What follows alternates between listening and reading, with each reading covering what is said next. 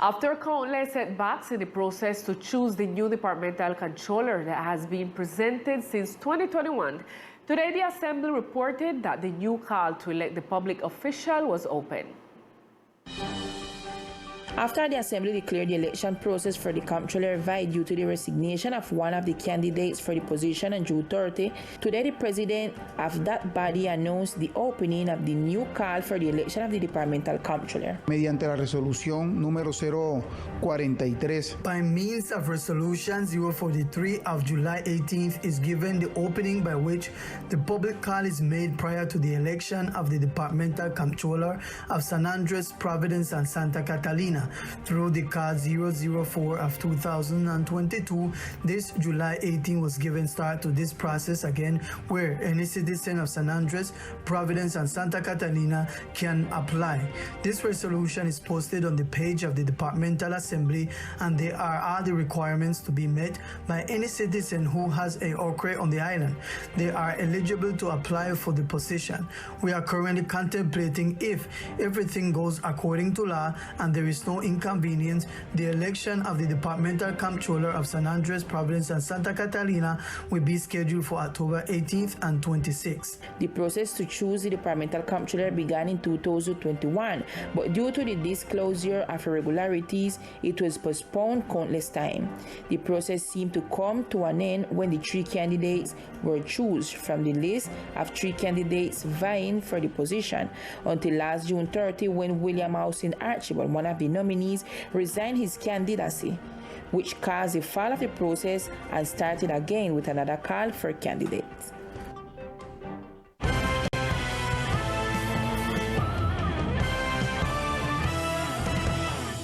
Teleislas News learned that Governor Everett Hawkins has asked for the formal resignation of his cabinet, and possibly changes are coming for some secretaries.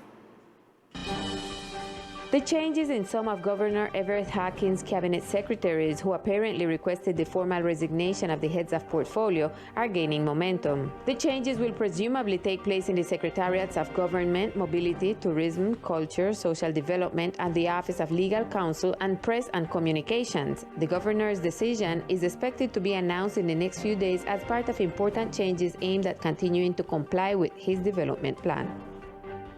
Today, the National Electoral Council has registered a total of 6 electoral nullity lawsuits against the election of Jorge Mendez as member of the Chamber of Representatives for the islands.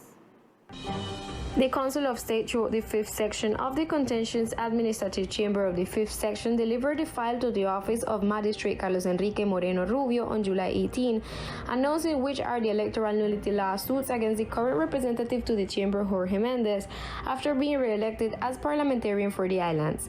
Likewise, they also informed that they comply with the respective notification and response to the lawsuits. In the report presented, it is evidence that all of them were presented in the year 2022, and that the last days of action were presented between the months of June and July of the current year. Regarding the last updates presented in the report, it can be seen that some of the lawsuits are in transfer of precautionary measures, others in advisory notification, and others in complete dispatch. Let's remember that during the legislative elections, former candidate Carlos Bryan filed a nullity lawsuit due to the alleged irregularities in the electoral process in the municipality of Providence, for which he publicly announced his electoral nullity lawsuit against candidate Mendez. Ministry of Health requires the use of face masks in places with agglomeration throughout the national territory.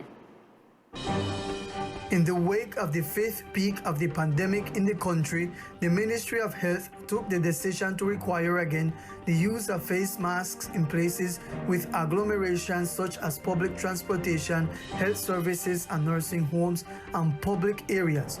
This measure was ordered through Resolution 1238, by means of which measures for prevention, promotion, and preservation of health on the occasion of respiratory infections, including those originated by COVID-19, are dictated. It should be noted that on the occasion of respiratory diseases in rainy seasons, including COVID-19, sanitary measures such as frequent hand washing, vaccination, use of face masks, and other recommendations to be maintained as a culture of self-care, especially in closed spaces and in places with larger crowds of people or agglomerations. conglomerations.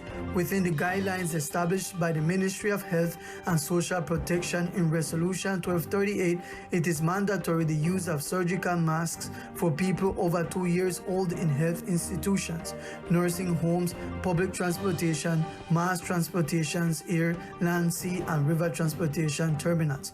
The surgical masks should be used permanently in people with comorbidities that generate immunosuppression, especially transplants, cancer, among others, with respiratory conditions as well as in unvaccinated people and when visiting newborn children, elderly adults, and people with comorbidities. Seeking to strengthen the knowledge of workers and tourism service providers in the Johnny Key Regional Park in terms of food handling and good practices, the Health Secretariat will conduct a training tomorrow. In order to ensure that safety and quality of food and beverage market in the archipelago, the departmental administration took the Health Secretariat and the Program of Inspection, Surveillance, and Sanitary Control of Food and Beverage with RICS approach, extends an invitation to food handlers of the Johnny Key Regional Park to attend a training day in the framework of the celebration of World Food Day. Cherie Dufes, the leader of Inspection, Surveillance, and Food Control of the Health Secretariat, explained what the topics were. Tiene organizado realizar una capacitación. The Health Secretariat has organized a training on food handling, the 5 keys to food handling. That is in order to improve the provision of services and ensure the sale of safe and good quality food in this tourist site, which is Johnny Key. And we know that when we provide a service and have good food handling practices, we can avoid foodborne diseases, which are harmful and can bring health consequences to people who consume contaminated food. The activity will take place this coming Tuesday, July 26, from 3 p.m. to 6 p.m. in the facilities of the Tamarind Tree Cultural Center of the Hill. It is of vital importance the attendance of workers who handle food in the Key in order to ensure a quality service in turn, strengthen the gastronomic aspect seen as a service to the public for both locals and visitors to the place. Now it's time for news from the municipality of Old Providence and Santa Catalina.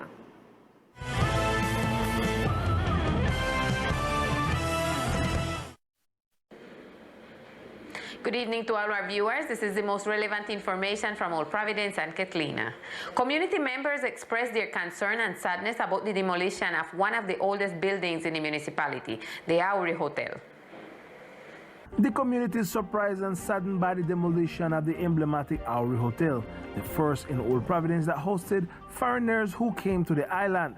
Over time, it began hosting restaurants, the registrar's office, secretariats, the radio station, the municipal council, financial entities, and even the Bank of the Republic. Well, really, I don't know exactly who took the decision to break it down, but in my concept, it's a mistake. And in my concept, they should consult something about it, because really I don't know what consult they make about it and whose opinion was in it. But what I really like to know is who approved that they brought down the Hotel Auri, because for me that is something that should never move on there. Throwing down of the building is not the problem, because if they had physically it had a problem, then you would compel to throw it down. But really the idea with this building is that it should be reconstructed as an hotel that it was as before. Others think that even the demolition should have not been done because of the historical value of the building named after the corsair Luis Michel Auri. The correct thing to do would be to remodel it, because it is really part of the heritage of the island. We were astonished. We thought, how is it possible that a building that is the first big building of Providence is going to be demolished when it could be restructured and set up as a museum or something special? These are structures in Providence that should not be demolished. The community continues with questions concerning this project that apparently will replace the building with a small square.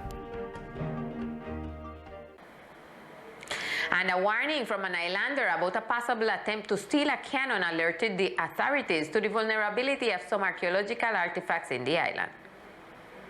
Yesterday, while driving in lunch, Darrell Ward, a park worker, noticed something strange taking place in the back part of Ketlina. Yesterday when I passed behind Ketlina, well, I see a situation very funny that they got a whole pile of string down around the canyon, and well, I worry about it and I post it on Facebook, and well, a whole pile of people get worried about it too. So you think they're going to try to thief the canyon? Well, surely, yes, somebody will try to thief it, or between several people they might try to thief it. When informed of the situation, the international archaeology team on the island reported that this activity was not theirs. They alerted the authorities and visited the site. So we went out with a boat and we found it, and we took a picture of it and a video of it, and it looks like there's ropes put around the cannon and with handles so that someone could have moved it.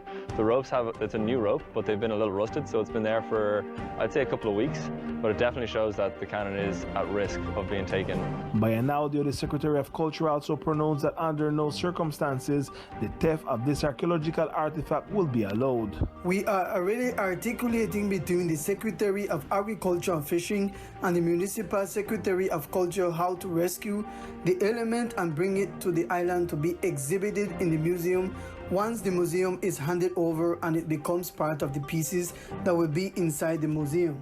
The archaeologists present on the island propose to survey the area to demarcate the artifacts with GPS location as to know exactly what is there. On the other hand, the community of Ketlina informs that they already denounced an attempt to take this same cannon, and this seems to be a second attempt to loot it. This is all we have for tonight for the section of Old Providence and Ketlina. Continue in San Andres, Lisa, with more Teleislas news. Good night.